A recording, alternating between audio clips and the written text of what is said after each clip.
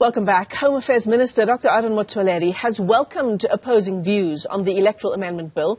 Several opposition parties and civil society organizations say the amendments don't fully accommodate independent candidates.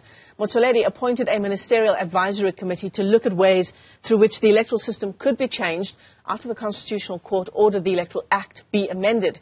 So yesterday, 232 members of Parliament voted in favour of those amendments, 98 were against.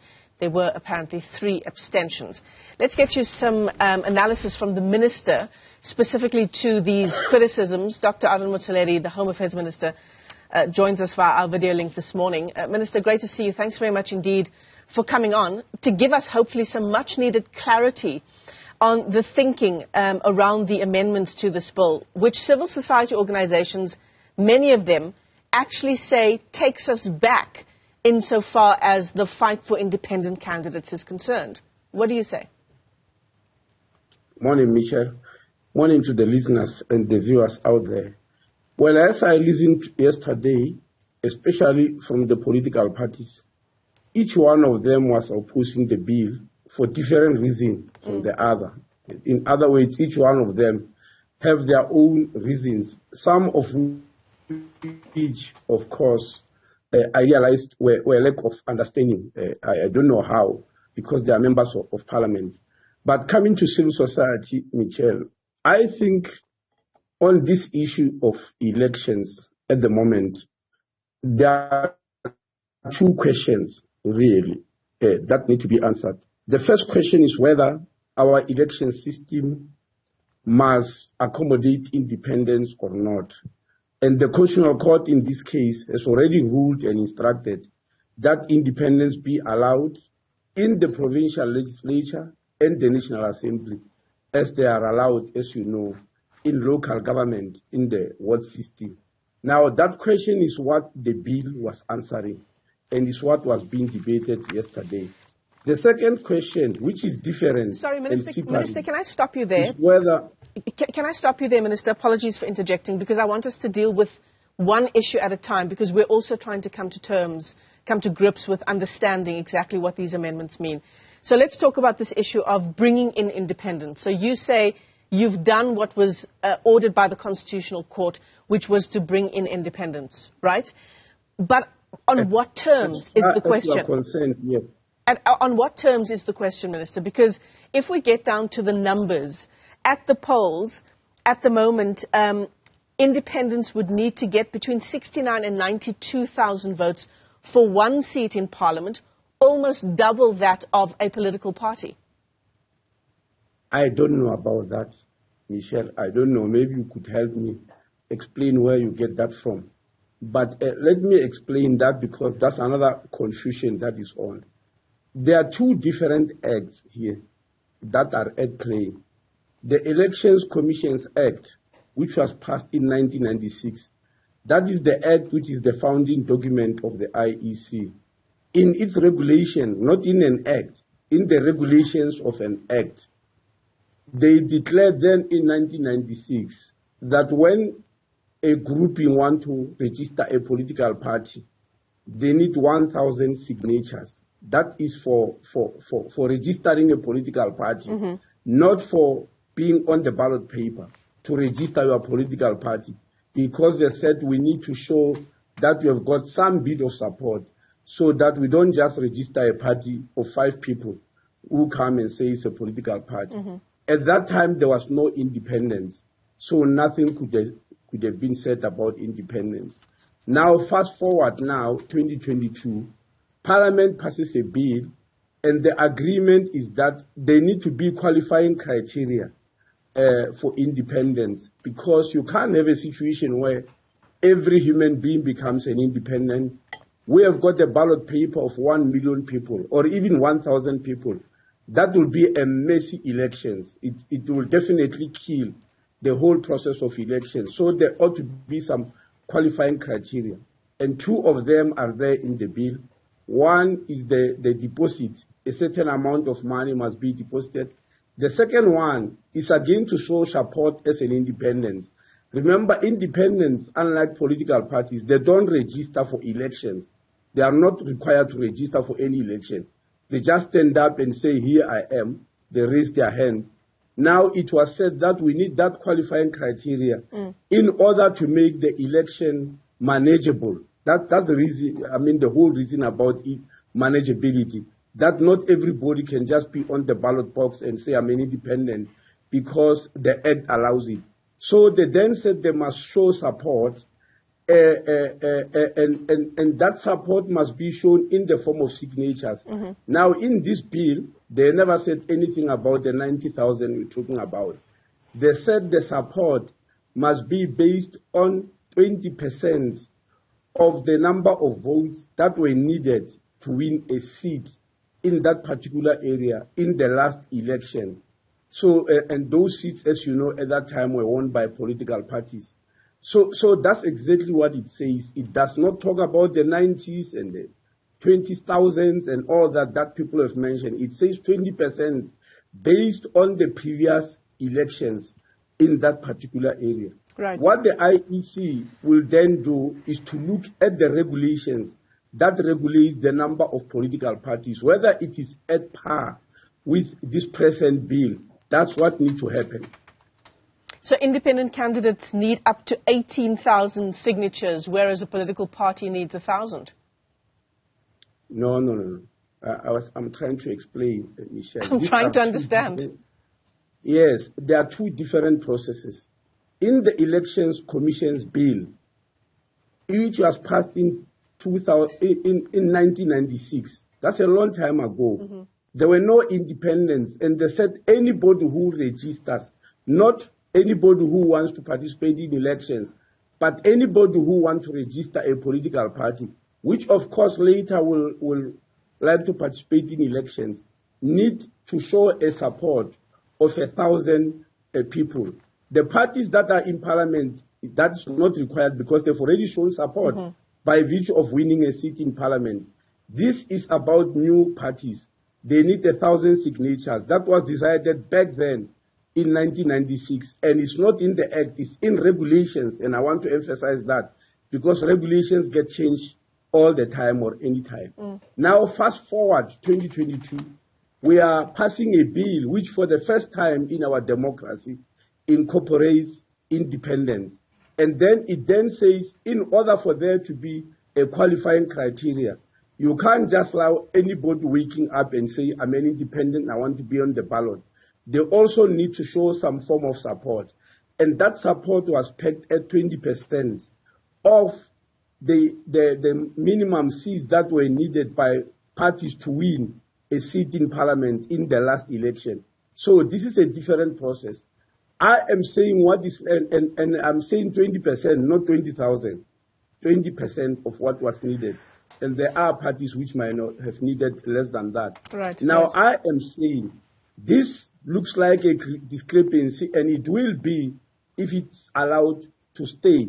But then I am saying, in order for this discrepancy not to stay, the IEC will have to go back to the regulations, which were passed back in 1996, and see that now that independents are pegged at this level, what do we do about new political parties that still have to register? And they will have to find out the manner of making them equal. So these things look different because they occur in two different legislation that occurred at two different times. Yeah, I hear what you're saying, Minister, but the point I'm trying to make is this not creating more of a barrier to entry insofar as independent candidates are concerned? It will create it if it's allowed to stay like this. It will definitely create it. I'm just telling you the process. That passing that bill yesterday doesn't mean then that the process that happened in 1996 will have to be left as it is. Remember, these processes are happening at two different epochs, two different eras, and they are happening in two different acts. So it will create it if it's left like this, if it's not cured, that is.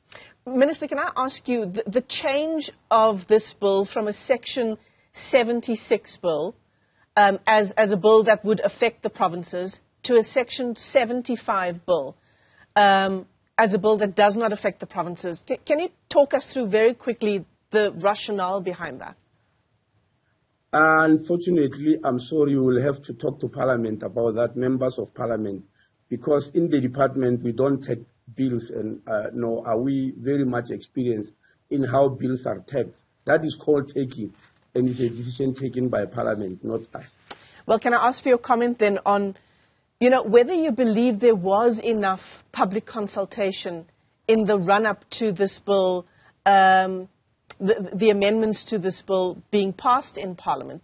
I mean, the point of any kind of voting system and changes to any kind of voting system is so that voters can know how it works, right? So that they know how to elect the leaders that will represent them. Was there enough public consultation in your view?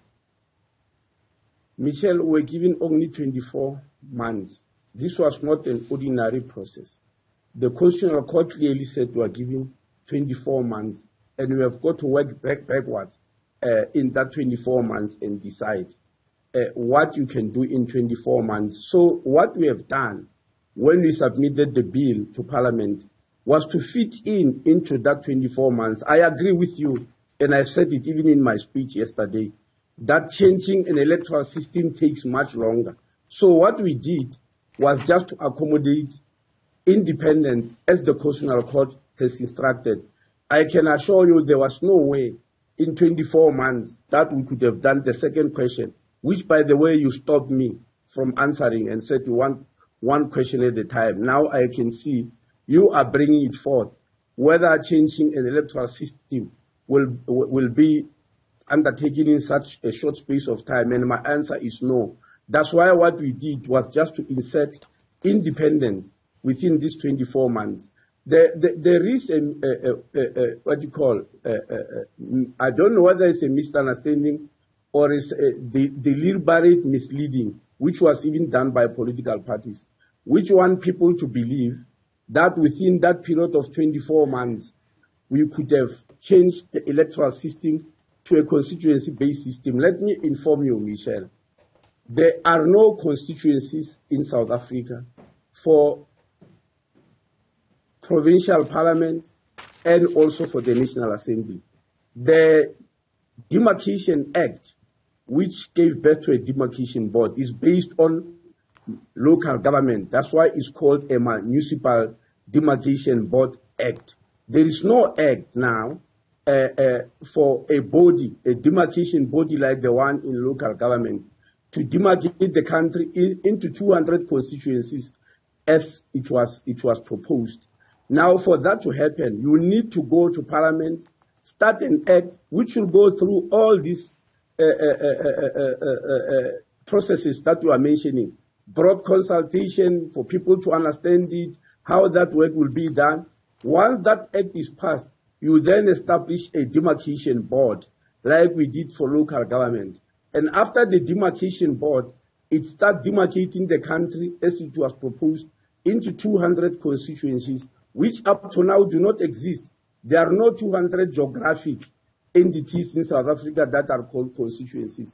Now, that process, there is no chance on earth that it could be done within 24 months.